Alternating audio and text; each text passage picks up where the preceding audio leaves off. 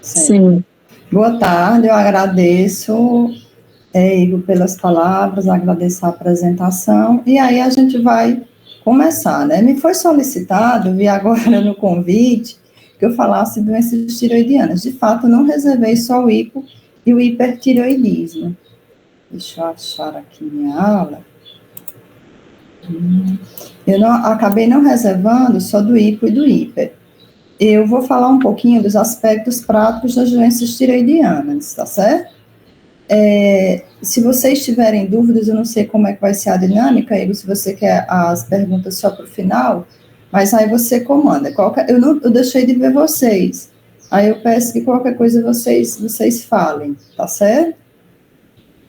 Bem, eu acho que tá ok. Gente, então aqui vai ser aspectos práticos das doenças tiroidianas, né? Eu não tenho conflito de interesse para essa apresentação.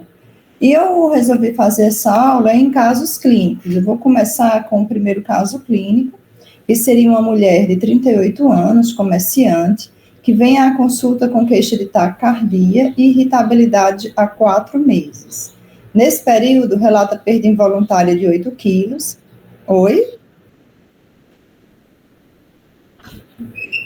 Ah, certo. Deixa eu pedir desculpa, eu não compartilhei a tela.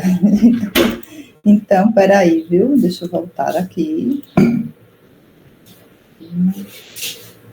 Tá. Deixa eu compartilhar aqui a minha tela, esqueci de compartilhar.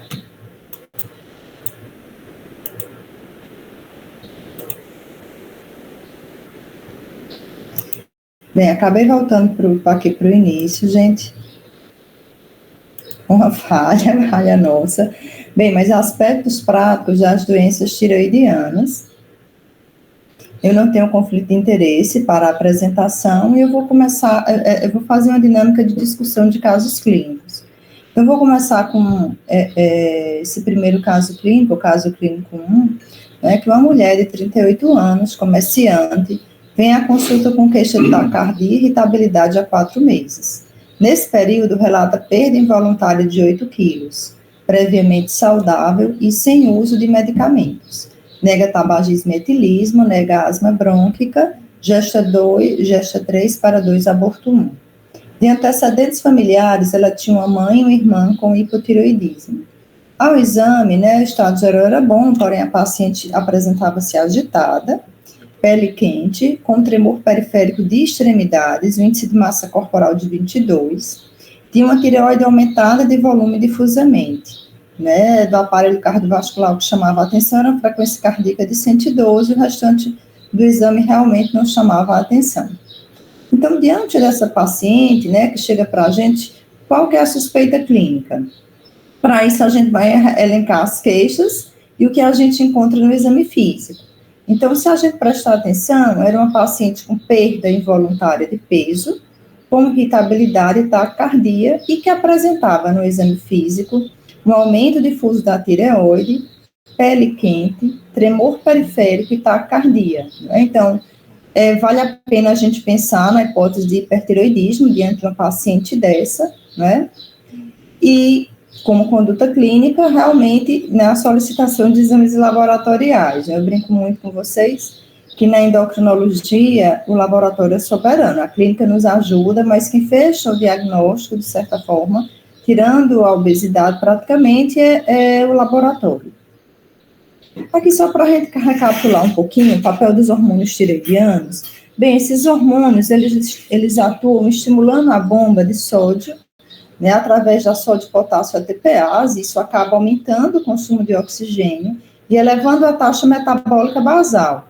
Né? Então, quando eu tenho excesso de hormônios tiroidianos, eu tenho que toda essa taxa está aumentada. Então, aqui já fica um pouco claro, porque de repente os pacientes perdem peso, e perdem bastante peso, né?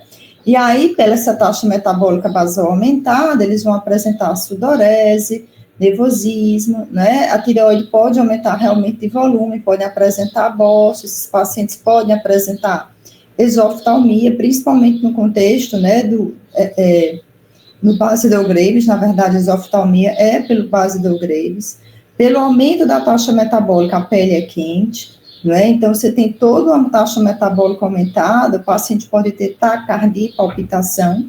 Lembrando que os hormônios tiroidianos, eles são cronotrópicos e ionotrópicos positivos, então vão ter perda de peso, né, vão ter mãos úmidas, pulso rápido, podem ter tremor, fraqueza muscular, isso tudo acaba levando ao consumo de massa magra e edema.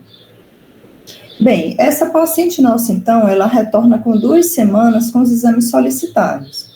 Né? Pela suspeita clínica de hipertireoidismo, a gente sempre acaba pedindo hemograma, né? TGO e TGP, TSH e T4 livre, a gente poderia ter solicitado TRAB ou não, né? E a glicemia de jejum vale a pena porque o hipertireoidismo eleva a glicemia. Né? O TRAB, ele vai nos dar uma ajuda, né, na epidemiologia, mas não é um exame obrigatoriamente necessário. Né, nesses casos, mas ajuda, né, eu não coloquei aqui porque a gente vai discutir o hipertireoidismo. Mas, bem, essa paciente, se a gente observa aqui, ela tem um TSH suprimido, bem abaixo do normal, e um T4 livre elevado, bem acima do normal, né, então, qual que seria o nosso raciocínio? Bem, aqui eu vou recapitular um pouquinho, né, o eixo hipotálamo, hipófise e tireoide. Então, vamos relembrar que o hipotálamo produz o TRH, que é o peptídeo liberador de tireotrofina, que estimula a hipófise a produzir o TSH. Ora, né, o TSH, então, é um hormônio hipofisário, que tem um papel fundamental de estimular a tireoide. Né? A tireoide vai produzir T3, mas principalmente T4. O principal hormônio liberado pela tireoide é o T4. Né? 80% é o T4, T3 ele vem muito da conversão periférica do T4 em T3. Mas isso é tudo estritamente regulado por mecanismo de feedback.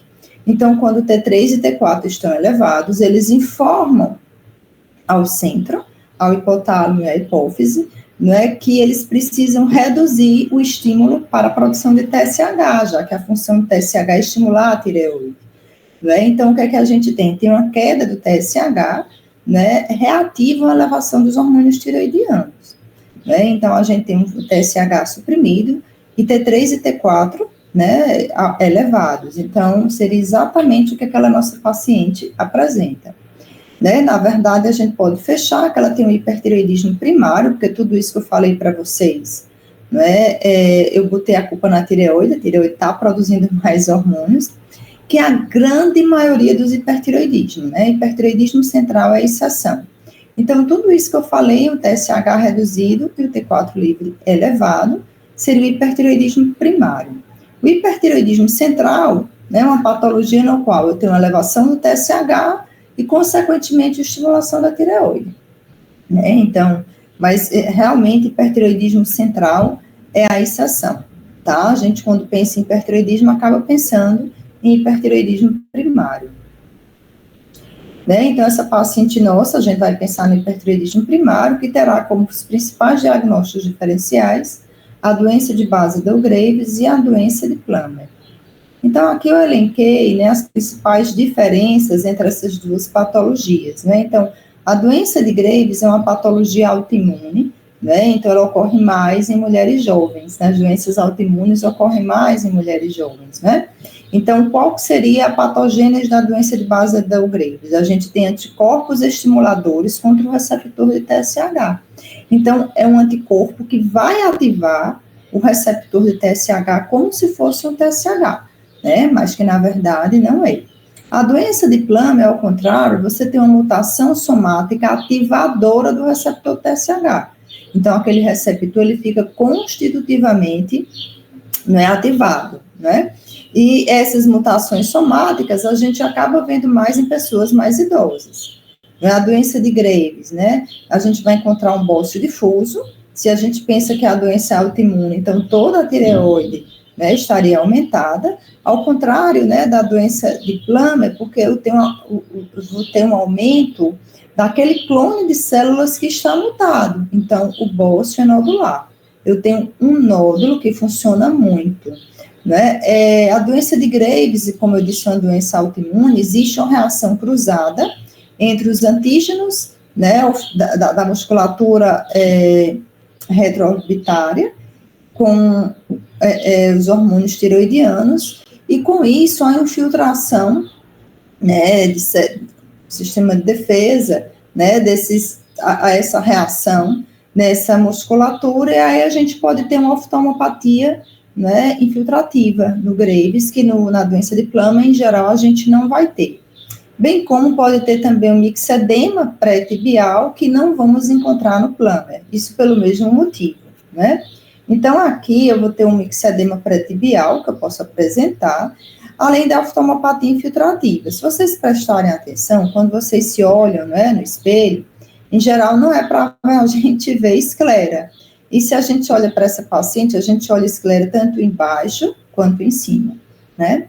Então, realmente, isso chama a atenção para uma oftalmopatia de Graves.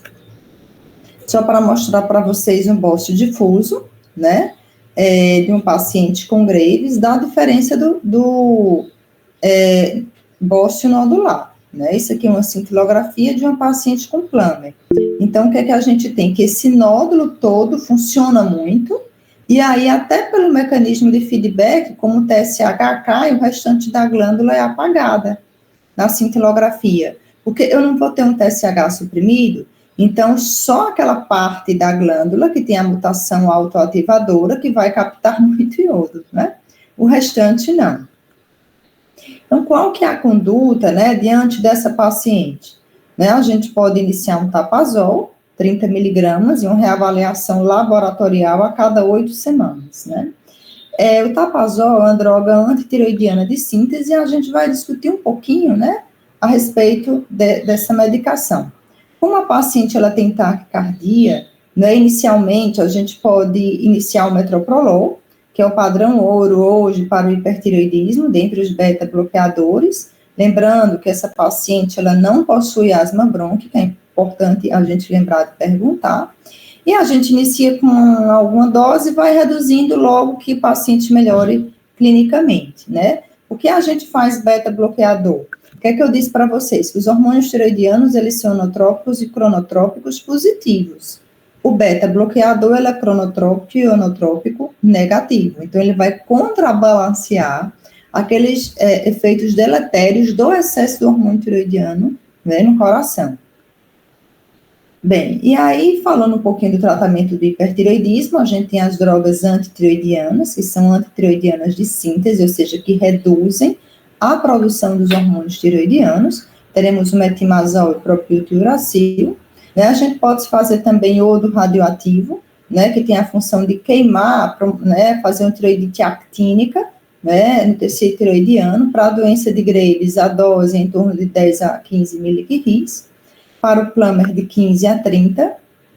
Pode ser feita uma cirurgia no Plummer para você tirar aquele nódulo, né, que funciona mais. Os beta-bloqueadores, eles são tratamentos sintomáticos, a gente pode fazer o metoprolol, o propranolol, né, hoje o metoprolol é a primeira linha de tratamento, ou ainda fazer injeção percutânea com etanol no Plummer, que eu vi pouquíssimos pacientes fazerem. Aqui só para a gente chamar um pouquinho a atenção, né, isso aqui é uma célula folicular, tá, gente? Então, o propiltiuracil tapazol, eles inibem, né, a peroxidase tiroidiana, né? Esse TPO aqui, que vocês provavelmente já escutaram falar muito, de anti-TPO positivo, né? Então, assim, a peroxidase tiroidiana. Então, essas medicações vão inibir essa peroxidase, né? O que é que essa enzima faz? Ela vai promover o acoplamento, né, dos hormônios tiroidianos. Ela vai formar o MID e o DIT e vai promover também o acoplamento do MID com o DIT, né? Então, ela está aqui em mais de um processo, ela é muito importante para a produção dos hormônios. E aqui, só para chamar a atenção de vocês, o receptor do hormônio tiroidiano, né, que na doença de Plummer, esse receptor ele está constitutivamente ativado, né, e na doença de base da Graves, eu tenho autoanticorpos que estimulam esses receptores, né? Se a gente relembrar essa paciente, a paciente jovem, uma paciente com bócio difuso, né, então, uma paciente que, em princípio, até que se prove o contrário, ela teria doença, né, de base da Graves. O mecanismo de ação dessas drogas, eu acabei já falando, elas inibem a peroxidase tiroidiana. Quando a gente usa o tapazol, a dose do tapazol de bula de 5 a 60 miligramas, a gente costuma iniciar com 20 ou 30, Né? O Tapazol ele pode ser dado uma vez ao dia. A ressalva é evitar no primeiro trimestre da gestação. E o propiltiuracil, né, a dose vai variar de 50 a 600 miligramas, precisa ser dividido em 2 a 3 tomadas, né. Hoje o Tapazol acaba sendo a droga de primeira linha, porque acaba tendo a menor gama de efeitos colaterais. E essas drogas, né, elas acabam inibindo um pouquinho a autoimunidade tiroidiana. Então, durante algum tempo, né, o iodo radioativo era a principal linha de tratamento para o hipertiroidismo nos Estados Unidos, por exemplo, mesmo no vasodilatados. Mas isso vem mudando um pouquinho, né, e o que se vê realmente de atualização é tentar realmente controlar esses pacientes com Tapazol, né, haja vista que é uma droga com poucos efeitos colaterais, quando a gente compara com as outras drogas que tratam as doenças autoimunes, né, e que diminui a autoimunidade tiroidiana, e que o paciente ele pode acabar ficando sem a medicação, sem comer essa certa dose, né, se o paciente controla, e o segmento do hipertiroidismo, ele se dá pela dosagem do T4 livre, o TSH, ele demora a normalizar, a gente não espera a normalização do TSH para reduzir a droga. Em geral, se você faz a medicação por 1 ano, você tenta deixar 1 ano, começa por uma dose e vai reduzindo gradativamente, a chance de recidiva quando a droga sai é menor, né? Então, a gente tenta, quando a droga sai, lembrando que é uma doença autoimune, ela pode recidivar. Se ela recidivar, a gente reinicia o Tapazol.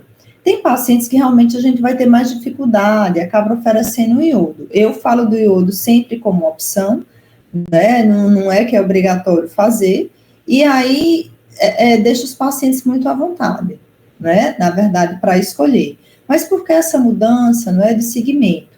Porque se vê que quando o paciente faz iodo, ele vai quase que automaticamente para o hipotiroidismo. E os estudos vêm elencando que a qualidade de vida do paciente com hipotiroidismo, mesmo que adequadamente controlada, ela acaba sendo um pouquinho inferior, né, ao paciente eutiroidiano, ou seja, que não tem disfunção tiroidiana, né. Então, para a doença de base do Graves, hoje, né, a principal indicação é você tentar fazer essas drogas, né. Se recidivar, você pode voltar à droga. Se for o caso, você pode manter com baixas doses de Tapazol, 5 miligramas, 2,5 miligramas, né, para controlar a doença. O tempo de tratamento, então, já falei, a eficácia, a grande maioria dos pacientes vai controlar. Quando a gente retira a droga, a chance de recidiva chega até a 40%, né? Então, é alto. Mas uma parte vai ficar controlado sem o retorno do hipertireoidismo. Os principais efeitos colaterais, né, são aqueles efeitos de prurido, mas quem é que vai nos preocupar?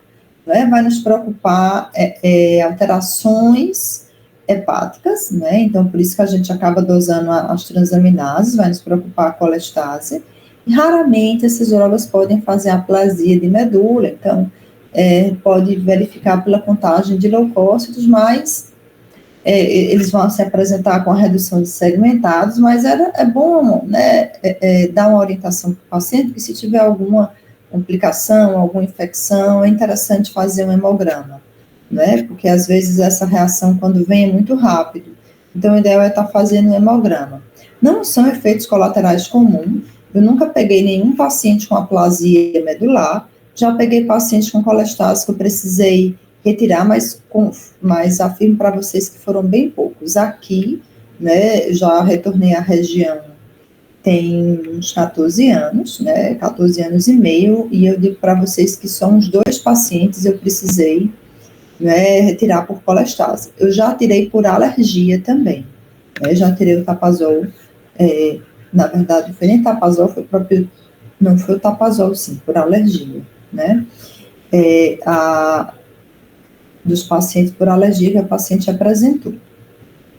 Bem, então, seguindo, oi, pode perguntar.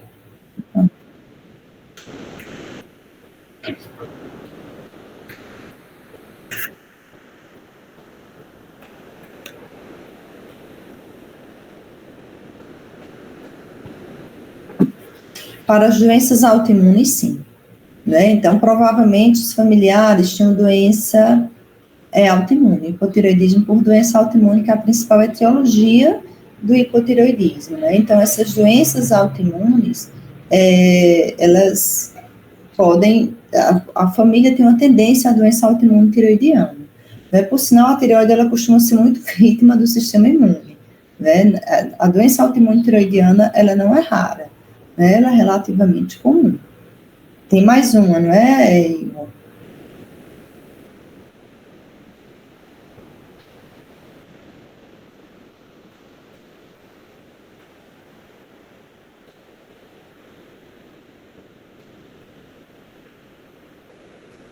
O tapazol, veja, não, tapazol em todo o hipertireoidismo eu posso iniciar, mas na gestação existe uma recomendação formal para não iniciar no primeiro trimestre, porque está associado à malformação.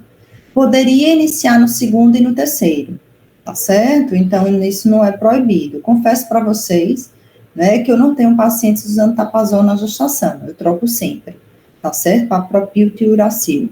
O tapazol a gente pode usar na crise tireotóxica? Pode. Na crise tireotóxica, no entanto, é um momento em que o propilto e uracil seria a droga de eleição. Não é? Por quê? Porque o propilto e uracil, em altas doses, que na crise tireotóxica a gente não fica só nessas doses que tem aqui, a gente ultrapassa a dose máxima em muito, então o propilto e uracil você chega a 1.200 a 2.400 miligramas de é muito comprimido mesmo. Lembrando que o comprimido propilto e uracil é de 100 miligramas e o do tapazol é de 10, eu não disse isso, mas eu tenho um tapazol de 10 miligramas e o propil de 100, não é? E a gente acaba fazendo essa dose grande. O propil sempre em 2 a 3 tomadas diárias. E nas doses altas, não é nessas doses que a gente faz para o paciente hipertireoideu, mas nessas doses bem mais elevadas, ele tem uma função que ele vai inibir, não é, uma desioidinase, que é uma enzima que vai converter o T4 em T3. Então, ela vai inibir essa enzima, né, essa desioidinase, e aí, quando eu converto o T4 a T3, eu estou ativando o hormônio tireoidiano, porque o hormônio ativo, que vai se ligar com maior propriedade ao receptor, né, de hormônio tireoidiano, as células-alvo, vai ser o T3. Então, eu estou ativando o hormônio, né? E aí eu acabo fazendo mais uma conversão de T4 a T3 reverso, né? Quando eu estou com propilto e uracil. E aí você acaba melhorando um pouco. Então, na crise tireotóxica, né, o propilto e uracil é a droga de primeira, vamos dizer, a droga de escolha, na gestação também, mas o propilto e uracil, o efeito dele em doença, ele tem mais efeitos colaterais, do ponto de vista hepático, né, então acaba tendo mais efeito colateral daí e precisa ser dado em mais de uma tomada ao dia, que quem toma medicamento sabe, né, se um antibiótico que só é uma semana já é ruim, né, você tomar 3 vezes ao dia, uma medicação que você vai usar por um longo período, né, de certa forma você diminui a aderência. Quanto mais tomadas ao dia você dá, menor a aderência. Então, o tapazol acaba sendo a droga de primeira linha. Respondi? Professora. Oi. Boa tarde, é Yuri aqui. Em quanto tempo eu consigo observar a melhora clínica no paciente, depois de eu introduzir essas drogas? E a outra pergunta é, eu tenho que ficar dosando esse T4 livre ou só pela melhora clínica eu já posso ter essa noção? Não, pela melhora clínica já tem, mas você tem que informar o paciente, por isso que você já inicia beta-bloqueador. Se eu iniciar em beta-bloqueador, ele já melhora clinicamente, porque ele vai diminuir o tremor e ele vai diminuir a taquicardia e a palpitação, que incomodam bastante esses pacientes, então ele já tem uma melhora. Mas essas medicações você vai iniciar uma melhora clínica com 15 dias, não antes disso, né? Fora a melhora proporcionada pelo beta-bloqueador, só com 15 dias. E você não deve dosar o hormônio com 15 dias. Esse intervalo de dosagem deve ser de, no mínimo, 6 semanas. Tá certo? Ótimo. Aí, doutora, licença, nesses casos eu doso tanto o TSH quanto o T4 livre, ou apenas o TSH já é suficiente pelo feedback negativo ou positivo? Não, nesse caso o TSH é um exame de segunda linha. A eleição é T4 livre, mas é bom dosar os dois. Tá não, certo? para acompanhamento. Do hipertireoidismo é T4 livre. Ok. Tá certo? Então, assim, é muito comum o paciente vir com T4 livre normal e TSH suprimido. Isso não significa que ele não teve uma resposta, está com uma resposta excelente. Acontece que o TSH, no hipertireoidismo, ele demora mais tempo para normalizar, né? Então, se você só reduzir a dose da medicação, quando o TSH normalizar, você já perdeu tempo, tá? Então, o acompanhamento do hipertireoidismo é dinâmico e a gente deve se guiar pela dosagem do T4 livre, tá certo? Perfeito, obrigado.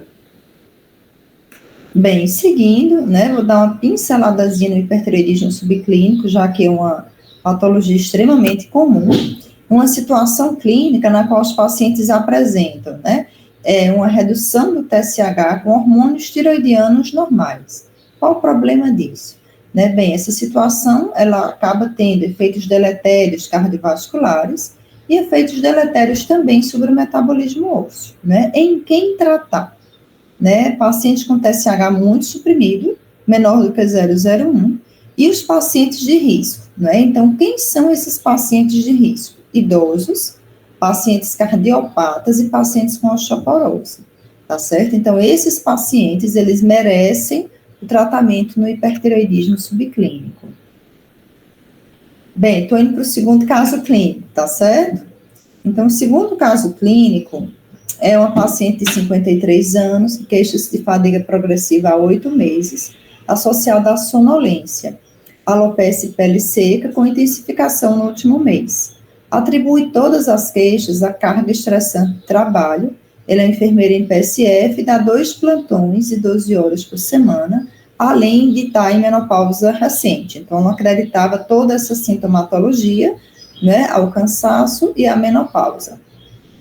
A mãe era falecida por câncer de estômago, tinha uma irmã com hipotireoidismo e uma com hipertireoidismo, 2 irmãs hipertensas.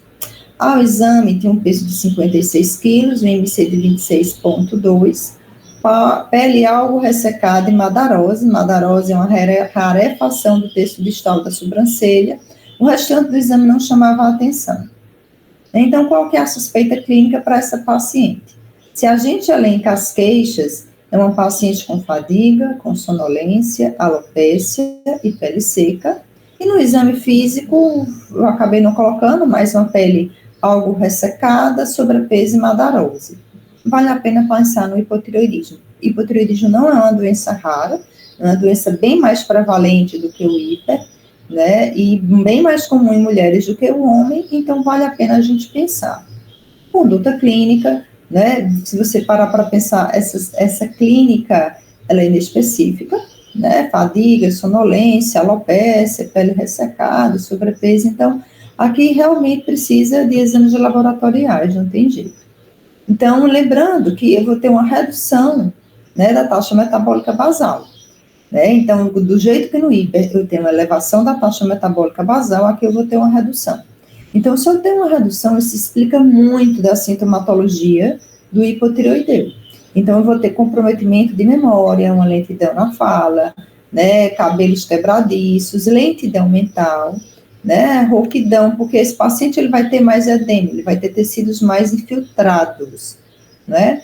Então, assim, ele vai ter rouquidão, língua mais espessada, cardiomegalia, hipofoneses de bolhas, lembrando que o hormônio é conotrópico e onotrópico positivo. Eu vou ter também, além da cardiomegalia, bradicardia. No eletro, né, eu posso verificar uma redução, uma diminuição da voltagem do complexo QRS, né, esse paciente vai ter uma sensação maior de frio, a pele vai se encontrar áspera, né, e descamativa, um paciente mais letárgico, com fraqueza muscular e com prolongamento na recuperação dos reflexos.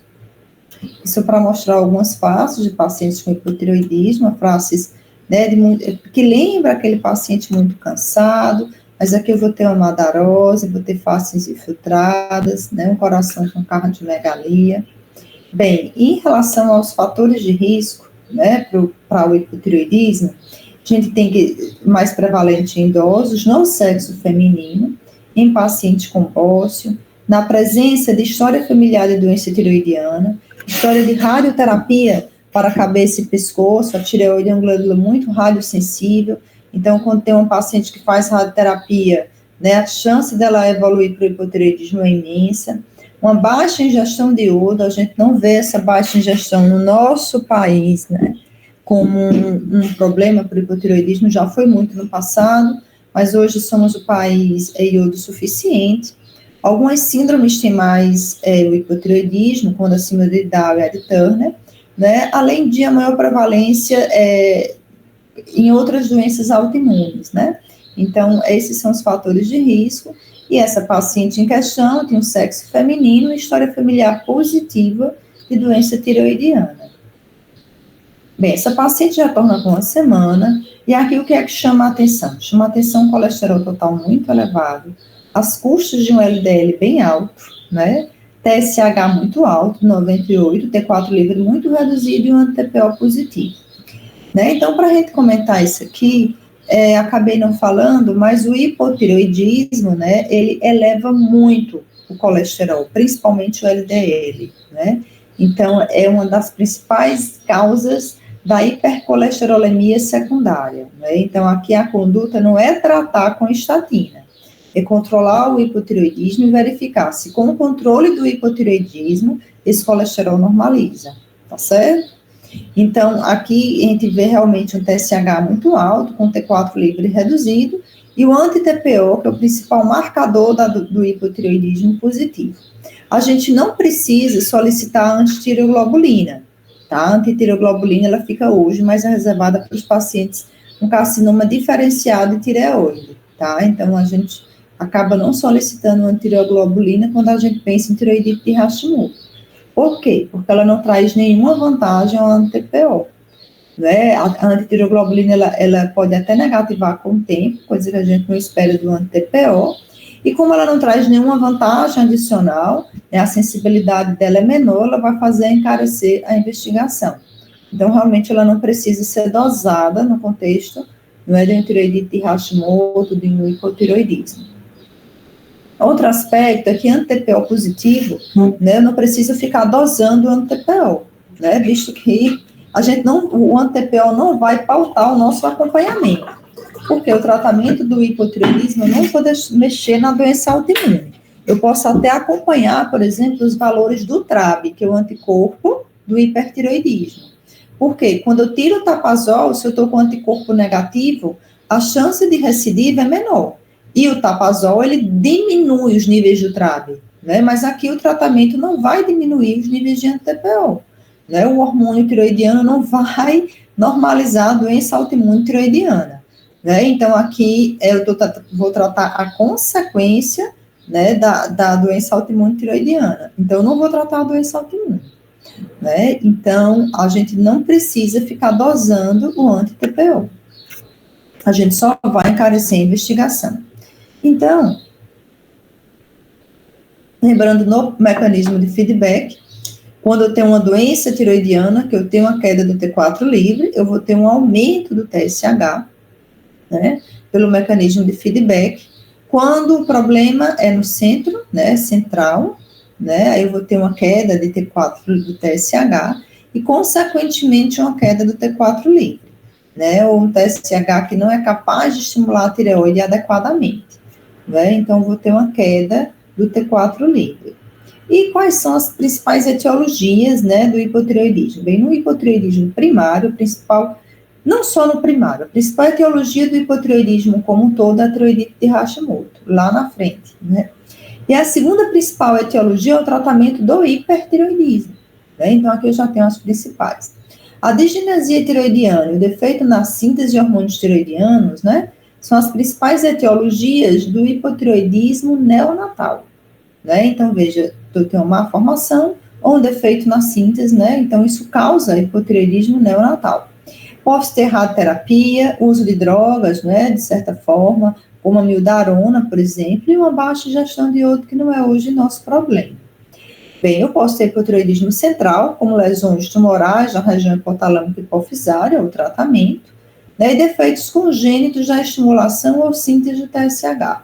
É óbvio que as doenças centrais, elas são bem mais raras do que as doenças primárias, né, do que o hipotireoidismo primário, e essa paciente, né, com TSH elevado E o ante-TPO positivo, ela vai ter o hipotireoidismo primário por tireoidite de Hashimoto. Então, a tireoidite de Hashimoto é uma tireoidite autoimune, a gente verifica que toda a infiltração linfocitária que a tireoide acaba sofrendo, que vai desestruturar essa arquitetura, né, da tireoide. Então, qual que é a conduta para essa paciente?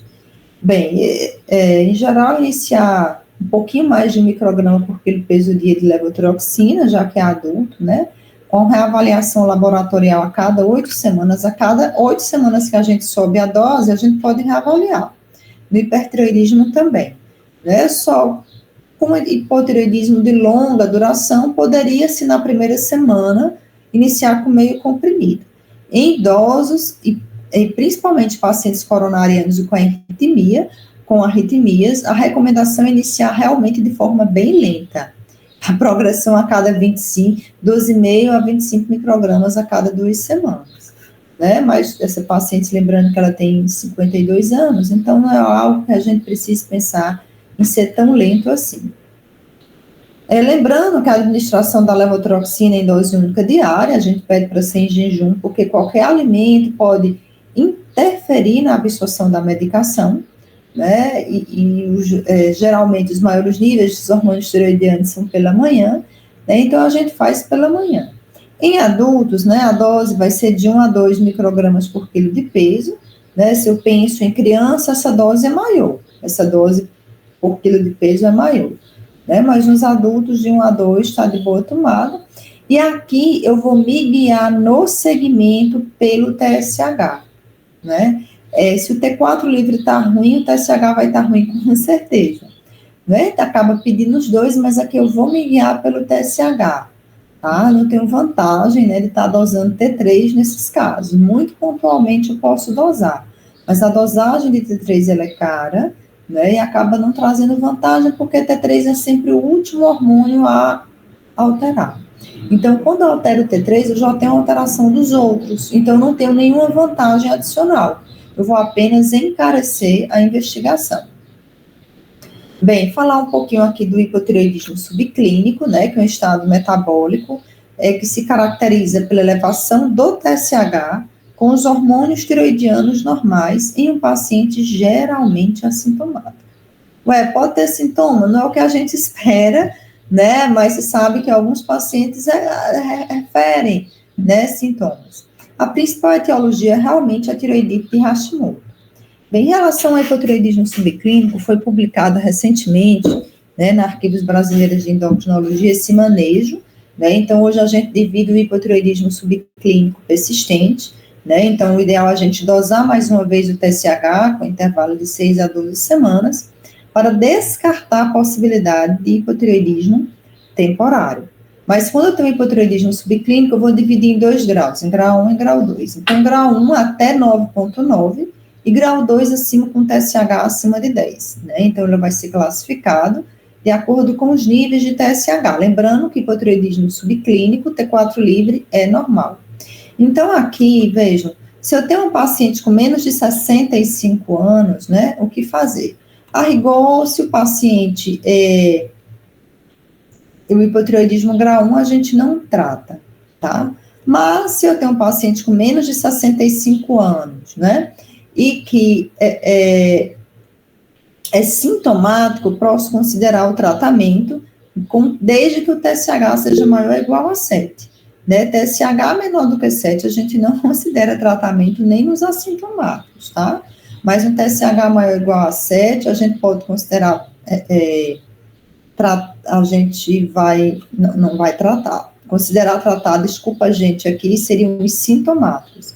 E alto risco de progressão para o hipotireoidismo clínico. Então, quem seria? Aqueles com ante-TPO positivo, com ultrassom que chama a atenção para a doença autoimune, ou com alto risco cardiovascular, mas aqui a gente considera tratar os pacientes sintomáticos, tá? Menor do que 7, a gente realmente acaba não tratando, tá? Apenas pode até considerar os pacientes com, de certa forma, risco de progressão. Pacientes com idade maior do que 65 anos, né, a recomendação é não tratar e fazer o segmento a cada 6 a 12 meses, tá?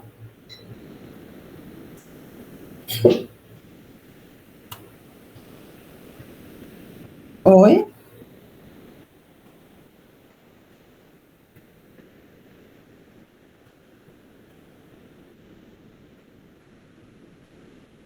Quase nada. T3 tem pouquíssimas, né, informações adicionais. Quando eu tenho um paciente extremamente compensado do hipotireoidismo, realmente muito queixoso, eu posso solicitar o T3, porque aí eu posso ter uma polimorfismos da desiodenase tipo 2, mas isso é difícil de ver na população, não é uma alteração comum, tá? E aí eu posso realmente ter também uma T3 toxicose. Então, seriam aqueles pacientes que têm as patologias, no T3 não é exame de rastreio, que têm as patologias e estão queixosos a despeito da compensação clínica do TSH e do T4 livre. Então, a única vantagem, né, que se tem da dosagem do T3 é essa, tá? Professora, em relação ao início da levotiroxina, né, a senhora falou aí de 1 a 2 microgramas quilo dia, né? Exato. Aí se eu estou com um paciente na unidade básica de saúde, né, e eu flago lá o hipotireoidismo e começo a tratar. Eu estava vendo assim que na prática, alguns médicos começam ali com 25 e vão tateando a dose, mas eu já tenho essa segurança de começar, por exemplo, com 50, né? Tem tranquilamente. Agora, sim, aqui eu vou fazer uma correção. Aqui eu estou fazendo tratamento do hipotireoidismo clínico, tá? No hipotireoidismo subclínico, aí você começa com 25 mesmo, porque a necessidade do hormônio é menor. Mas se você tem um hipotireoidismo clínico, você vai perder tempo, né? E o paciente vai perder qualidade de vida nesse tempo que se perde, para começar lento demais. O paciente pesa 100 quilos e é jovem, começa sem micrograma sem medo, tá certo? Pode começar. Mas assim, se é de longa duração, muito sintomático, faz 50 na primeira semana, tá? E depois faz 100, sabe? Meio que faz 50 na primeira semana e depois coloca 100, tá certo? Então aqui dá para fazer isso, tá certo? Ótimo. Tá? Gente, só fazendo aqui uma correçãozinha, né, em relação ao hipotireoidismo subclínico, né, a gente usualmente trata acima de 10, mas hoje 7 é um ponto de corte que a gente pode considerar tratamento. Mas se for assintomático, a gente não trata de maneira nenhuma menor do que 7, tá? Se for assintomático, não trata, tá? Se for sintomático, a gente pode considerar o tratamento. Tá certo? Então, assintomático não trata de jeito nenhum menor do que 7. Assintomático pode considerar. Aqueles que têm, né, um risco de progressão com hipotireoidismo clínico elevado, ou seja, tem uma história familiar muito positiva, um anti-TPO muito elevado, né, o ultrassom muito característico de doença autoimune, ou seja, aquela tireoide muito heterogênea, você pode considerar o tratamento, mas não é obrigatório tratar. Então, o hipotireoidismo grau 1 não é obrigatório tratar. Se está na dúvida, né, você pode não tratar, tá certo? Que a dúvida aqui é em que situações eu vou tratar ou não. Né? No risco de progressão muito alta, eu posso tratar nos jovens, não tratar nos idosos, né? E nos sintomáticos, eu posso considerar um tratamento com TSH maior ou igual a 7. Tá? Então, recapitulando, nos sintomáticos, eu posso considerar um tratamento com TSH maior ou igual a 7, e no risco de progressão de doença, eu posso considerar o tratamento, tá? Onde eu acho que a progressão é elevada, de repente, paciente com colesterol muito alto, né? Paciente jovem com colesterol muito alto, né? Então, talvez valha a pena estar tratando. Mas se for maior do que 65 anos, não tratar, né? E aqui eu vou ter o hipotireoidismo também persistente, grau 2, que seria com TSH maior ou igual a 10. Então, menos de 65 anos trata todo mundo, tá certo? Então, aqui, né, menos do que 65 anos vai depender de algumas situações. E mais de 65 eu não trato, no grau 1. No grau 2, menos de 65 trata todo mundo, né? A dúvida aqui é nos idosos, né? Ao contrário do que na dúvida, no grau 1, seria, né, para os pacientes mais jovens, se eu iria tratar ou não, né? Aqui a dúvida é para os idosos, se eu vou tratar ou não. Não obrigatoriamente eu preciso tratar. Lembrando que o hipotireoidismo é subclínico. Então, o que é que a gente tem? Se o paciente tem de 65 a 79 anos, mas é frágil, cuidado com esse paciente. Talvez não valha a pena tratar. E se ele tem uma idade maior ou igual a 80 anos, né, espere um pouco, reveja, né, reveja a abordagem, né, talvez não seja um paciente muito interessante. Então, moral da história, né, menos de 65 anos trata todo mundo, mal igual a 65 anos, eu vou subdividir entre 80 anos e menor do que 80, né, então 80 anos, talvez melhor não tratar. O restante, se o paciente for rígido, trata, mas se o paciente for muito frágil, né, pacientes frágeis que chamam a atenção, talvez melhor não tratar. Cuidado, tá certo? Se for hipotireoidismo clínico, aí trata todo mundo. Compreendido, gente, isso? Sim. Doutora, só uma dúvida. Se eu, em uma unidade, eu solicitar uma rotina com TSH e T4 para o meu paciente, e eu vejo que ele está, não com um subclínico, mas assim, ele não apresenta sintoma para mim, mas os graus de laboratorial me mostram como se fosse um hipotireoidismo. Eu não trato, é assim? Veja só, assim, quando eu faço um rastreio, já não preciso fazer o T4 livre. Se é rastreio, se não tem doença tireoidiana estabelecida, seria só TSH. Mas a minha pergunta é, quem falou do TSH? Ah, entendi. Então, por exemplo, se eu tiver com menor que 7 e ele está assintomático, eu não preciso tratar. Não precisa tratar. Perfeito. Menor do que 10, você vai avaliar se vai tratar ou não. A depender da idade. A pergunta é a idade e o grau do hipotireoidismo, né? Perfeito. Então, se for idoso, se for acima de 80 anos, não trata quase ninguém, tá certo? Se for hipotireoidismo subclínico. Moral da história. Maior de 80 anos, não trata quase ninguém. Espera, revê, não é? Às vezes é um 80 anos muito rígido, que está sintomático. Você pode considerar tratamento desde que seja o TSH maior do que 10, tá certo? Doutora, agora, pode perguntar. E quanto, assim, eu tá com TSH menor que 7 e eu não vou iniciar aquele tratamento. Em quanto tempo depois eu faço um novo rastreio para ver se ele progrediu ou não? Veja só. Vamos considerar que você já tem 2 exames positivos, né? Já tem o TSH, porque se você não tem nenhum outro exame, você vai repetir com 6 a 12 semanas, tá certo? Se você tem o primeiro, o segundo você repete com 6 a 12 semanas, é o momento que você coloca, associa o anti-TPO e associa o T4 livre à solicitação desse exame, tá? Aí você fica com 2 exames. Se você tem 2 exames, né, você pode repetir 6 meses, né, 6 meses a 1 ano, agora orienta o paciente em relação às queixas, tá certo? Eu acho que vale a pena a gente orientar. Orienta, porque se aí, de repente, a queixa inicia, aí ele pode vir mais precocemente, né? Se ele está assintomático, de boa, ele pode esperar, né, essa próxima consulta, tá bom? Ok, obrigado. Posso seguir, gente? Pode. Aqui eu estou indo agora para um terceiro caso clínico, ó, estou deixando hipo e hiper, tá certo? Estou mudando de doença agora. Bem, paciente do sexo masculino, 57 anos, professor, vem à consulta por ter percebido nódulo em região cervical anterior. Vizinhos lhe orientaram que poderia ser da tireoide. Não fazia uso de medicamentos, sem outras queixas, previamente saudável. Antecedentes familiares, nada digno de nota.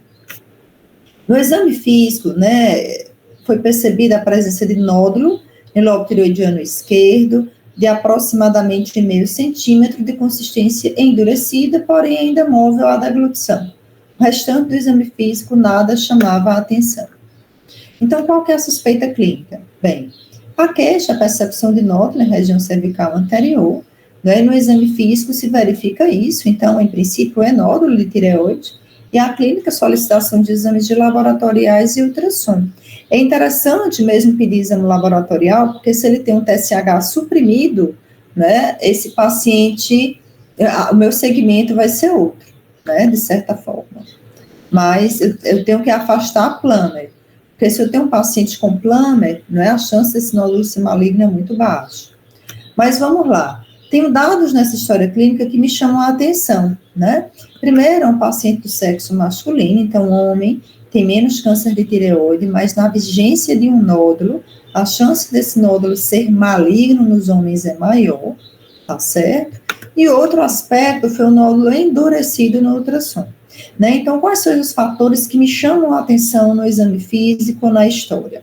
sexo masculino, extremos de idade, né, se é menos de 20 ou mais de 70 anos, história à exposição à radiação ionizante, que na prática a gente pouco vê aqui na nossa região, né, agora o que a gente pode ver é a radioterapia, né, na infância ou adolescência, por conta de alguma neoplasia ou outra, então isso a gente pode ver, né, se o paciente tem um histórico prévio de câncer de tireoide, que tratou com tireoidectomia parcial, então esse nódulo, né, realmente nos chama mais atenção.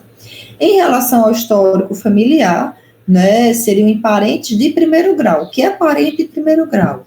Né, pai, mãe, irmão, filho, né, então esses são os parentes de primeiro grau. Avô já não é, sobrinho não é, primo já é de terceiro grau.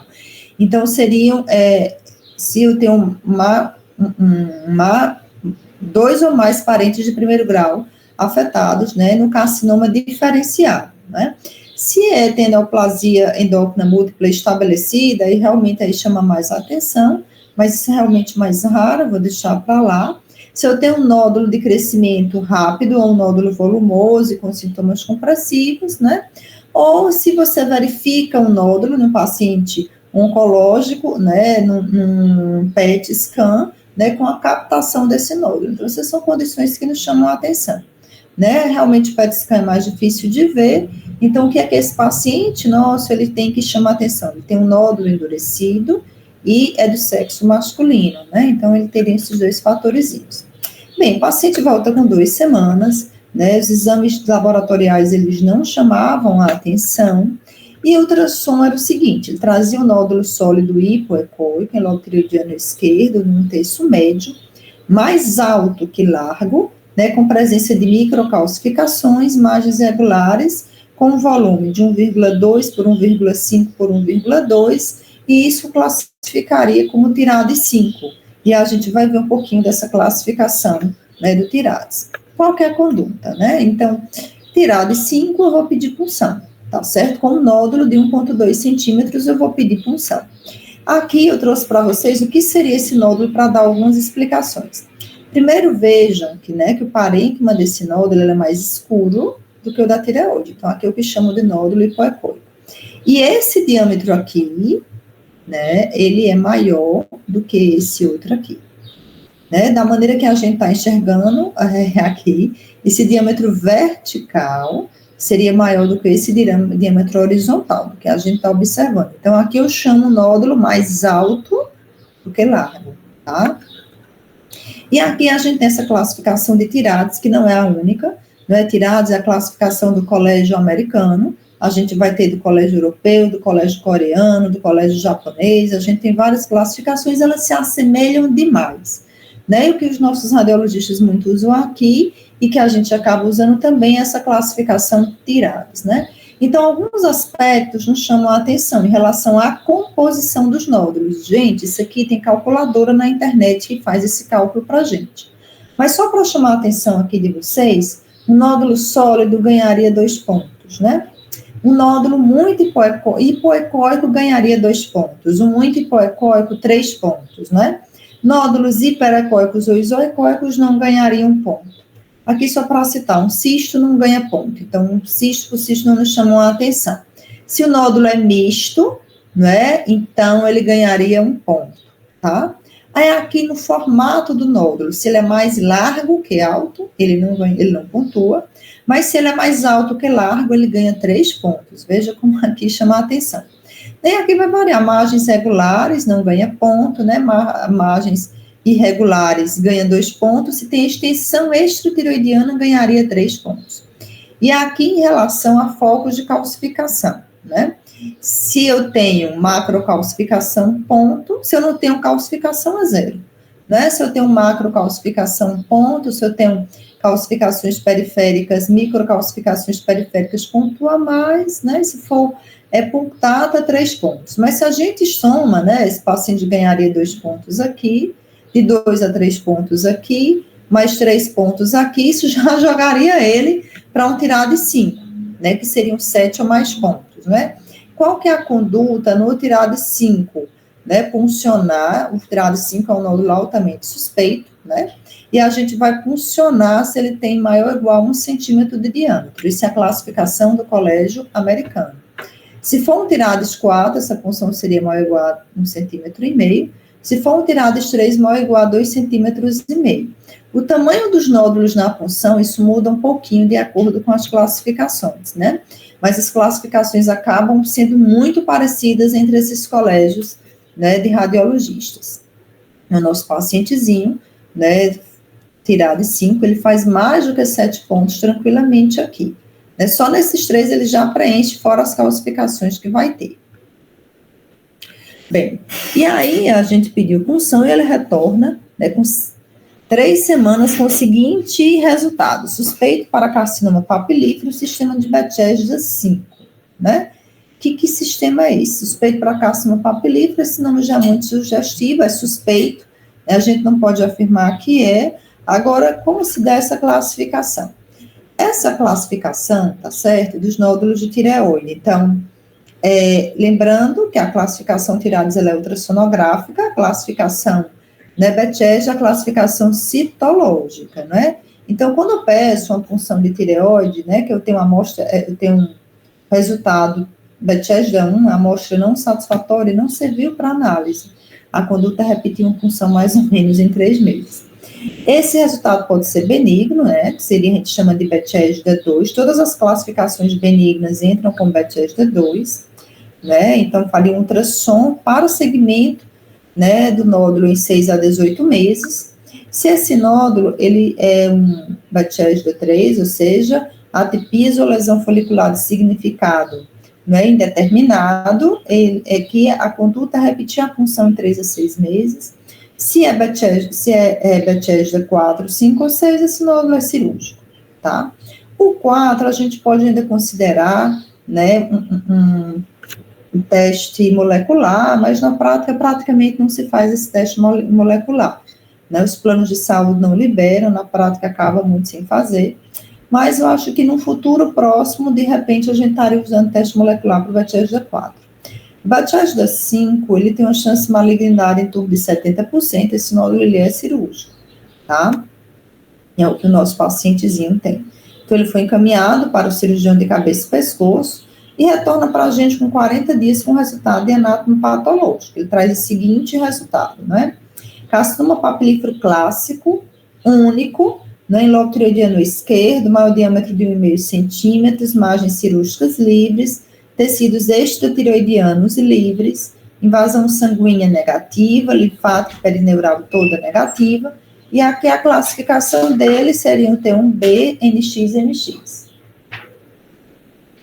Então, aqui, nessa classificação, inclusive essa 8ª edição, ela foi reformulada em 2021, né, quando eu tenho um nódulo com o tamanho entre 1 e 2 centímetros, seria T1B, né, então, de qualquer maneira, a classe, não vou, né, tá explicando aqui para vocês essa classificação, né, quando você pega um paciente, você pode pegar ela e ver, mas os pontos de corte e tamanho de nódulo seria 1, 2 e 4 centímetros, aqui são a parte de linfonodos também, né, quando a gente não tem certeza, a gente coloca MX, NX, mas esse pacientezinho seria um N0, com anátomo patológico, não foi visto, né, e MX, a rigor N0, a gente precisaria de mais aspectos para colocar, mas não necessariamente esse paciente, ele precisaria de uma pesquisa de corpo inteiro e a gente vai pontuar. Em relação ao estádio, né, esse estágio da doença, ele vai variar, né, se o paciente tem menos de 55 anos ou se tem uma idade maior ou igual a 55. Nosso paciente, ele tem 57 anos, então ele entraria nessa de baixo, mas mesmo assim ele é o estágio 1. O estágio 1 seria T1A, T1B e T2, esse paciente é um T1B, então ele é estágio 1, né, então esse paciente, ele apresenta um baixo risco de recorrência, né? Isso é muito importante no segmento desse paciente. Por quê? Quem seriam os pacientes com baixo risco de recorrência? Bem, tem que ter carcinoma papilífero, né? Sem metástases locorregionais ou à distância, ressecção tumoral completa, né? A ausência de invasão nos tecidos locorregionais, ausência de histologia agressiva. Quem seriam essas histologias agressivas? Variantes de células altas, né? obneio, colunares, esclerose difusa, ausência de invasão vascular, né, com menos do que 5 micrometástases, porque se tiver menos do que 5 metástases, linfonodais menor do que 0,2 já não chamam a atenção, e a ausência de captação de radiodo fora do leito tiroidiano nos pacientes que fizeram pesquisa, né. Então, esse nosso paciente, se a gente relembra o histopatológico dele, né, ele tem uma classe, que é o melhor perfil de paciente, até voltar aqui, tá. Então, é papilífero clássico, não é nenhuma variante agressiva, margens cirúrgicas livres, sem invasão de nada, tecidos extratiroidianos livres. Então, é um paciente com baixo risco de recorrência, né? E, logicamente, que isso eu falei do papilífero, né? Mas aqui também poderia falar se fosse folicular, mas vamos seguir. Então, o tratamento desse paciente que tem baixo risco de recorrência, né? Se eu tivesse dando essa aula 10 anos atrás, né? Seria com mais de 1 centímetro, seria tiroidectomia total com ioterapia, mas isso vem mudando, tá? Então, assim, esse paciente que tem baixo risco de recorrência, né, o tratamento poderia ser a lobectomia, tá certo? Poderia ser, ou seja, tirada só do istmo e do lobo, onde está o câncer, né, onde está o nódulo que é o câncer. Poderia ser a tiroidectomia total sem iodoterapia e poderia ainda ser a tiroidectomia total com iodoterapia. Então, hoje, né, a gente convive com esses 3 tratamentos para esse nível de paciente, né? Então, quais são as vantagens da lobectomia versus a tiroidectomia total? Menor risco cirúrgico, né? Pode não precisar de reposição hormonal, mas isso não é uma certeza, né? A sobrevida desses pacientes é comparável, quem faz para esses pacientes, né, de baixo risco de recorrência, quando eu comparo, né? A complementação, se necessária, não aumenta o risco cirúrgico nem modifica o prognóstico do paciente. Então, aceitável, né, uma lobectomia para esses pacientes. Agora, quem é o candidato ideal para a lobectomia? Seria o microcarcinoma papilífero, que é aquele com menos de 1 centímetro, único, confinado à tireoide, sem metástases linfonodais ou à distância, e com ultrassom com lobo contralateral de aspecto habitual, sem nada, né? Então, esse paciente nosso, ele é, na verdade, um paciente apropriado, ele não é o paciente ideal. Por quê? Porque o tumor dele tem 1,6 centímetros, não é? Então, ficaria entre 1 e 4, né? O resto seria o que vai diferir entre 1 e 4, né? Entre o ideal e a apropriada, basicamente o tamanho do tumor. E em relação à indicação de radioterapia, para o baixo risco de recorrência controverso, não se tem vantagem, né, na recorrência, né, para esses pacientes com baixo risco. Né? Então, qual foi a conduta, né, para esse paciente? Tiroidectomia total, quando eu não coloco lobectomia, porque vai ser total, a levotiroxinas, por ter retirado toda a tireoide, manter o TSH entre 0,5 e 2, né? Eu não estou falando do alto risco, se eu tivesse um alto risco, eu iria suprimir, meu objetivo aqui é falar do baixo risco, que é mais comum, sem necessidade de radioterapia, e o segmento desse paciente. Lembram que eu falei de antiroglobulina, que não usa mais para tireoidite e Hashimoto, mas a gente usa para o carcinoma diferenciado e tireoide. Então, o segmento seria com a tireoglobulina, com a antitireoglobulina, TSH e T4 livre. Né? E aqui, o segmento vai depender de como foi o meu tratamento. Né? Se eu fiz tireoidectomia total com radioiodo, tireoidectomia total sem radioiodo ou lobectomia. Né? Eu vou pedir todos esses exames, mas o que é que vai mudar no meu segmento ao ponto de corte? Então, eu tenho que entender o que eu escolhi. Por exemplo, né, se o meu paciente fez uma tireoidectomia total, eu quero minha tireoglobulina sempre menor do que 0,2.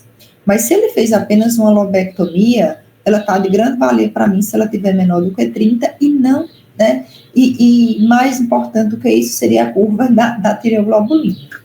Mas, enfim, né, esse nosso paciente, como foi feita uma tireoidectomia total sem radioiodo, então a gente acompanha por uma tireoglobulina não estimulada, menor do que 0,2, ou a estimulada menor do que 2, né? Aqui a grande diferença do radiodo para o sem radiodo é o valor da tireoglobulina estimulada, tá? Que quem não tomou iodo deve ser menor do que 1, quem tomou iodo menor do que 1, quem não tomou menor do que 2. eu quero antitireoglobulina indetectável, exames de imagem, que seria ultrassom, negativos. É isso que eu quero no segmento desse meu paciente.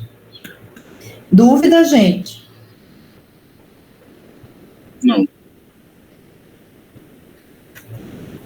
Bem, então a gente vai para o quarto. Professora? Oi. Seria só uma dúvida com relação a qual, né, o porquê diz que se usa a iodoterapia quando faz a tireoidectomia. Pronto, a ioterapia, o que é que ela vai fazer? Porque eu vou usar aqui nos pacientes com risco de recidiva mais elevado. Porque essa radioterapia a gente chama de ablação de remanescentes tireoidianos, tá certo? Então, ela iria matar qualquer resquício de célula tireoidiana que tivesse ficado, tá? Então, ela diminui a chance de recidiva, principalmente no alto risco, mas ela vai diminuir no risco intermediário e alto de recorrência, tá certo? Tranquilo. Tá? Mas será que não valeria a pena, além do custo, né? Ela não é completamente inofensiva, tá? Então, quando eu faço radioterapia num paciente desse, eu praticamente duplico a chance, né, dele ter algumas outras neoplasias, como, por exemplo, a leucemia, quando eu faço radioterapia de semiliquirris. Né? Para vocês terem ideia, esse paciente, quando vai para casa, deve ter um banheiro só para ele, né, tentar ficar um pouquinho de distância, né, das outras pessoas da família, manter 1 metro por uma semana, tá? Porque ele está emitindo radiação, né? Então, assim, em uma radiação que a rigor, na verdade, ela pode ser ruim para a tireoide saudável, né? Porque pode prejudicar também o funcionamento da tireoide saudável. Mas, assim, ele não é uma terapia, além do preço, né? Não vai ser uma terapia isenta de riscos. Tá certo, gente? Posso seguir? Pode. Bem, então aqui eu estou indo para o meu quarto caso clínico, eu trouxe 5 casos clínicos para vocês, né? Então, diante de um paciente de 58 anos, engenheiro, vem a consulta por fadiga importante há 6 semanas, refere palpitação ocasional, relata infecção de vias aéreas superiores a 8 semanas, nega uso de medicamentos e comorbidades prévias, de antecedentes familiares, os pais são hipertensos, mãe tem diabetes, o irmão teve câncer de mama. Ao exame clínico, né, só tem algumas coisas que chamavam a atenção, que era a pele de temperatura algo quente e uma tireoide extremamente dolorosa à palpação, né? Nem qual que seria, então, a né? Vejam, o que é que eu tenho de queixas, fadiga e palpitação, no exame físico, tireoide dolorosa à palpação. Gente, poucas coisas vão fazer essa alteração no exame físico, tá, desses pacientes. Então, diante disso, né, com certeza a gente deve levantar a hipótese de tireoidite, mas o que a gente vai fazer? Solicitação de exames laboratoriais e ultrassom de tireoide.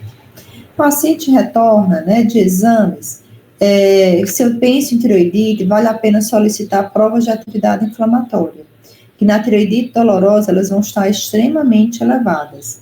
A história clínica também me chama a atenção em relação que ele teve essa infecção de vias aéreas superiores, né, em torno de 8 semanas antes. Então, eu acabei não colocando, mas isso é um aspecto positivo da história clínica.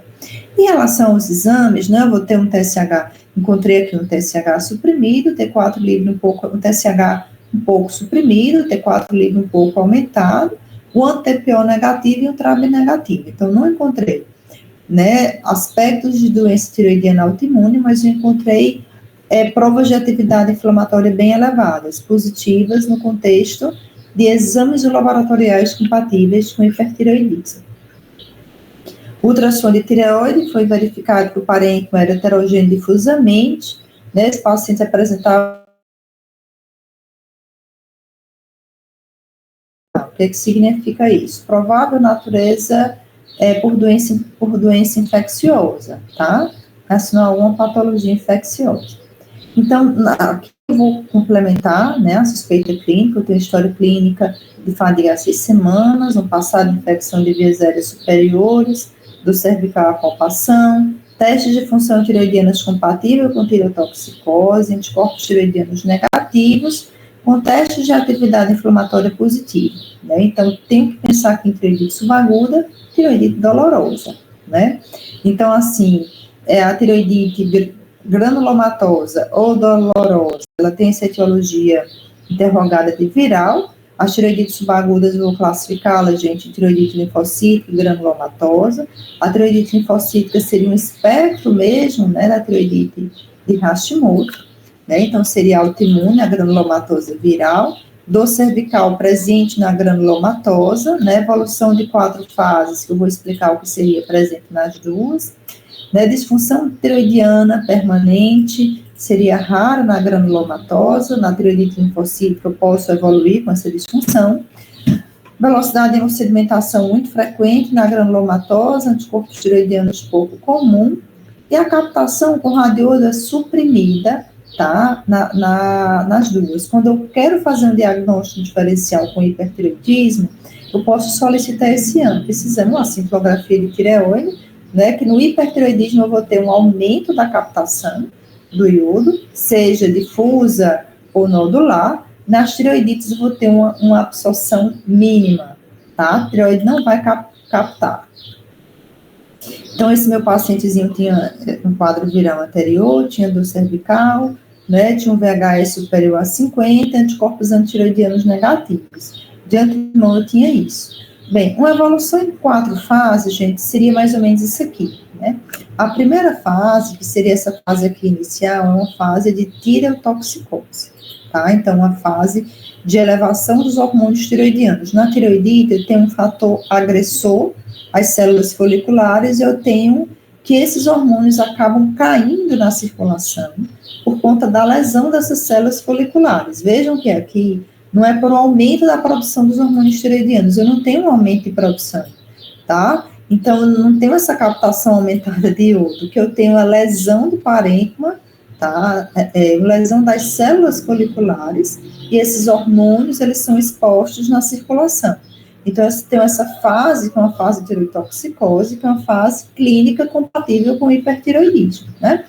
Eu tenho uma fase de ida para o eutireoidismo, né, que é quando esses hormônios se normalizam, mas aí eu vou ter uma fase de hipotireoidismo, porque eu tive lesão do parênquima tireoidiano, então, enquanto eles se recuperam, né, eu tenho essa fase de hipotireoidismo, e vou finalizar com a fase de eutireoidismo, tá? Quando existe a recuperação.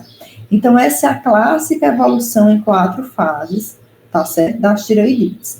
Então, qual que é a conduta? Se eu tenho uma tireoidite granulomatosa, eu preciso controlar a dor, que é uma dor que realmente é importante, chama atenção, né? Então, vou controlar com o quê? Com anti-inflamatórios hormonais ou glicocorticoides, controle dos sintomas do hipertireoidismo com beta-bloqueador, e o controle dos sintomas com hipo é questionável usar levotiroxina. O ideal, inclusive, é que a gente não use, porque com o TSH um pouco elevado, né, se o paciente não tiver tão sintomático assim, é bom a gente deixar esse TSH mais elevado, porque isso vai ajudar na recuperação da tireoide, tá? Na tireoidite linfocítica, eu não tenho dor, né, então vai ser o controle dos sintomas do hipo ou do hipertireoidismo. Vocês têm dúvida? Posso seguir? Pode seguir, doutora. Pronto. E por fim, né, é o 5º caso clínico. Eu tenho uma paciente de 28 anos, auxiliar de enfermagem, gestão 1 para 0, aborto 0, idade gestacional de 9 semanas, eu trouxe um caso, né, de uma gestante. Vem a consulta encaminhada pelo GO, pela elevação do TSH no pré-natal. Tem uma queixa de sonolência e fadiga há 4 semanas, que a rigor, né, veja, sonolência e fadiga também em gestantes, né, a depender, né, é um sintoma que pode ser atribuível, né, à gestação. Nega o uso de medicamentos e comorbidades prévias, de antecedentes familiares, tem um pai hipertenso, uma mãe com hipotireoidismo, uma irmã com passado de hiper, que foi tratada com iodo. No exame físico, ela tinha um IMC de sobrepeso discreto, lembrando que aqui é o primeiro trimestre, né? Se fosse IMC no 2º e 3º, talvez eu tinha que ver a curva, né, do ganho de peso na gestação, mas isso, como primeiro trimestre, realmente, um ganho de peso permitido no primeiro trimestre é 1 quilo. Se eu baixar 1 quilo, esse índice continua, né, acima de 25. Bem, o que é que eu tenho aqui que chama a atenção? Veja, ela tem um TSH de 7,6, né, e foi um pouco elevado, T4 livre é bem normal, graças a Deus, ela tem um TPO positivo. É fracamente positivo, mas é. Restante, os exames não me chamam a atenção, glicemia de 84, né, graças a Deus. Um ultrassom de tireoide com parênquima heterogêneo difusamente. Esse é o padrão típico das tireoidites linfocíticas, né, da doença tireoidiana autoimune. Qual é a suspeita clínica? Bem, estou com uma gestante com 9 semanas, com história familiar de doença tireoidiana, com testes de função tireoidiana compatíveis com hipotireoidismo subclínico e anticorpos tireoidianos positivos. Seria um hipotireoidismo subclínico? Precisa tratar? Né? Eu preciso esperar 6 a 12 semanas para repetir, como eu repito na população? De fato, não. Né? Quando eu estou na gestação, TSH de 4,5 a 10, a nossa diretriz na gestação, ela recomenda o tratamento com levotiroxina. Tá? E a dose na gestação é um pouquinho maior do que no gestante.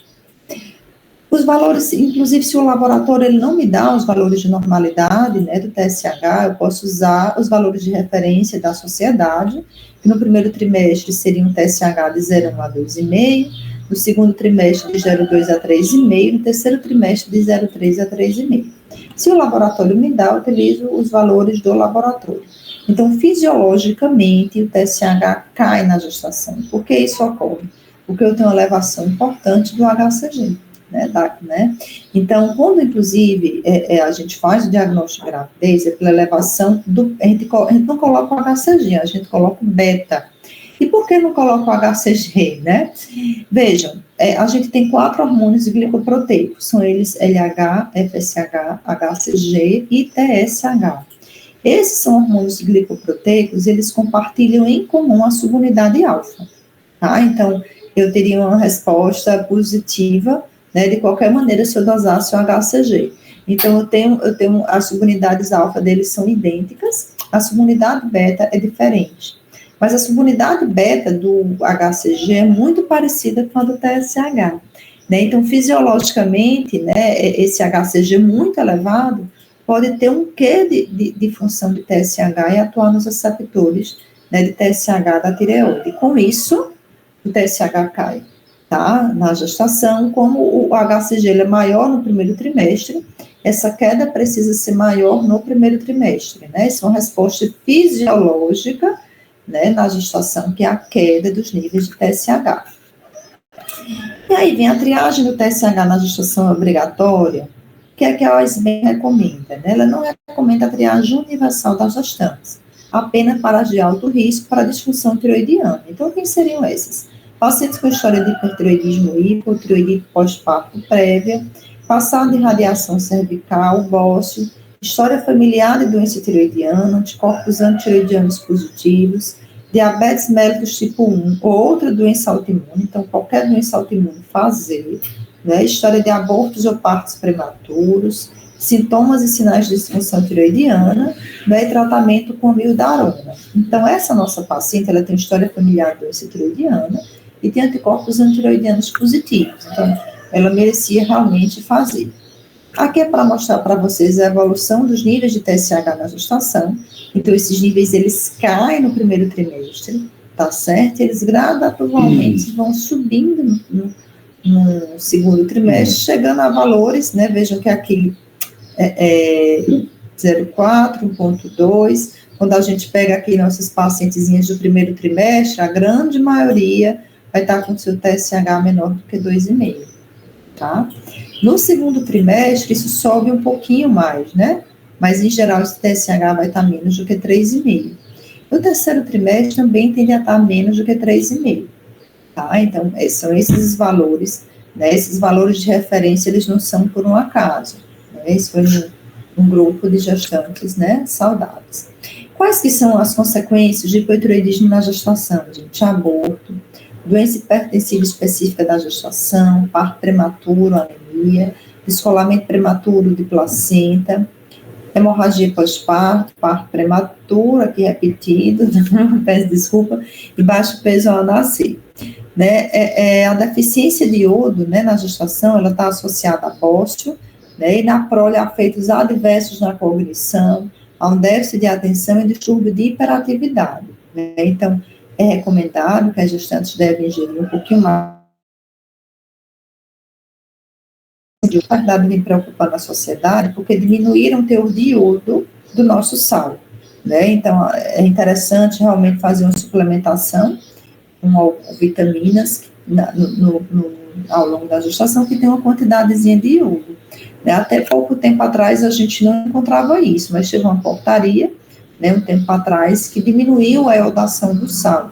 Se eu não me engano, essa portaria foi 2014, 2015, eu não estou bem lembrada, tá? Mas realmente teve essa redução, e essa redução dá uma quantidade de iodo para todo mundo, menos para a gestante, né? Então, para a gestante, a quantidade de iodo do nosso sal hoje, ela é insuficiente, né? Então, na hora de suplementar com alguma vitamina, é interessante estar dando uma olhadinha, porque só do sal ela não vai ingerir. Então, pedir para ela, né, ingerir, se mora em região litorânea, né, e ingere frutos do mar, isso não tem importância nenhuma, né? Muito cuidado naquelas que não ingerem peixe, não ingerem frutos do mar. Essas talvez precisem de alguma vitamina que tenha um iodo, né, na sua composição. Muitas têm, essas vitaminas da gestação, a maioria tem. Eu trouxe isso aqui para vocês, né, porque isso aqui é muito apresentado no Congresso. Eu disse o que fala isso bem, mas o que diz a ata? A ata tem uma diretriz mais recente em relação ao hipotireoidismo subclínico na gravidez, e o que é que ela diz, né? Ela vai subclassificar esses pacientes, né, em TSH de acordo com o valor do anti-TPO. Então, ela vai classificar se o anti-TPO é positivo ou se o anti-TPO é negativo. Se o anti-TPO é positivo, ela vai tratar todo mundo com TSH maior do que 4. E considerar o tratamento, né, naqueles com TSH de 2,5 a 4. Tá? Se o anti-TPO é negativo, vai tratar, vejam, apenas as gestantes com TSH maior do que 10 e vai considerar tratar aquelas entre 4 e 10, tá certo? Então, assim, a rigor, se tratar acima de 4 não estaria errado, porque você poderia considerar tratar mesmo as pacientes com anti-TPO negativo, né? Mas a obrigação aqui seria, né, um TSH maior do que 10. Qualquer conduta, levotiroxina, né, seriam as doses menores do que as estipuladas para o tratamento do hipotireoidismo franco. O hipotireoidismo franco, na gestação, as doses chegam a 2 microgramas por quilo de peso, mas aqui, mesmo sendo hipo subclínico, a gente já começa com 50. A gestação, né, é bom começar já com uma dosezinha maior. Seguir com as dosagens de TSH e T4 livre, aqui eu vou abrir um adendo, né, que a gente vai fazer essas dosagens com 4 semanas depois do início, aqui a gente não espera 6 ou 8 semanas, né, conforme a população não gestante, aqui o tratamento, a reavaliação é com 4 semanas. Essa reavaliação, ela deve ser mensal até a metade da gestação, né, até a 20ª semana.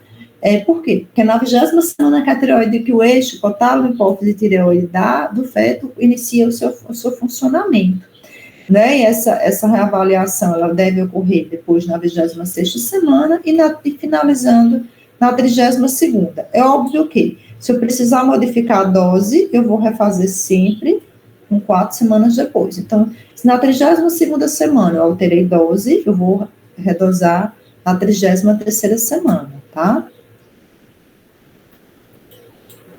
E era isso. Deixa eu interromper aqui o meu compartilhamento de tela.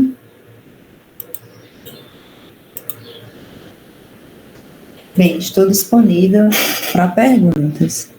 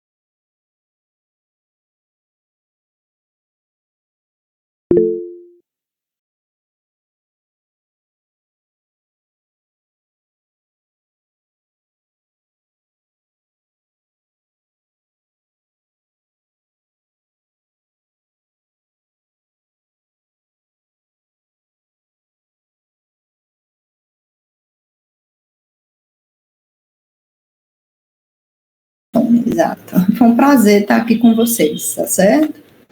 E aí a gente se encontra na universidade. Boa tarde a todos. Até mais.